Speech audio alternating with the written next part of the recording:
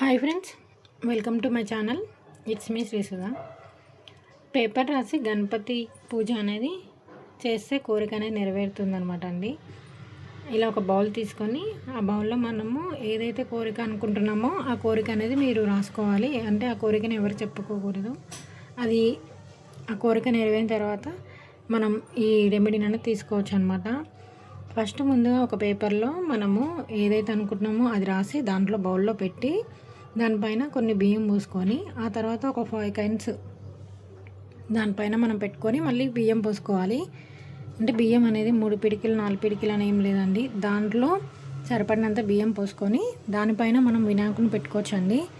నేను ఇది కాణిపాకంలో తీసుకున్నాను అనమాట, వినాయకుడిది చెక్కతోటే. ఈ వినాయకుడిని పెట్టుకొని 3 లవంగాలు పెట్టుకొని అలాగే దాల్చిన చెక్క పౌడర్ని దంచి దానిపైన వినాయకుడి పైన మనం పోసుకోవాలండి. ఇలా పోసుకొని అందులో వినాయకుడిని పెట్టుకొని మనం ప్రతిరోజు దీపం ముట్టించుకునేటప్పుడు అగరబత్తీలను చూపించుకుంటే చాలు. హాల్లో అయినా పెట్టుకోవచ్చు, మనం దేవుని గదిలో అయితే ఎక్కడ తొక్కుడు అనేది ఉండదు కాబట్టి అక్కడైనా పెట్టుకోవచ్చు. ఇలా మీ కోరిక ఎప్పుడైతే నెరవేరుతుందో అప్పటి వరకు ఈ పూజ అనేది చేసుకొని ఆ తర్వాత కోరిక నెరవేరిన తర్వాత ఆ బౌల్లో ఉన్న బియ్యాన్ని మనము నైవేద్యంగా చేసి వినాయకుడికి పెట్టవచ్చు అనమాట. ఇలా మీ కోరిక అనేది ఖచ్చితంగా నెరవేరుతుందని ఒకసారి ట్రై చేయడంలో తప్పు లేదు కదా. అందరు ట్రై చేసి చూడండి, నెరవేరిందనుకో అందరికీ చాలా మంచిదే కదా.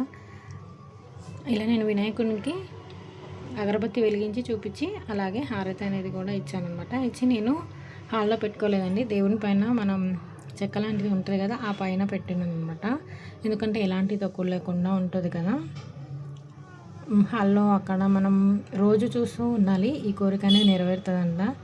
అది ఎంతవరకు మనం కూడా ఖచ్చితంగా ట్రై చేస్తేనే అందరికీ అవుతుంది కదా. అందరితో ట్రై చేయడంలో తప్పు లేదు.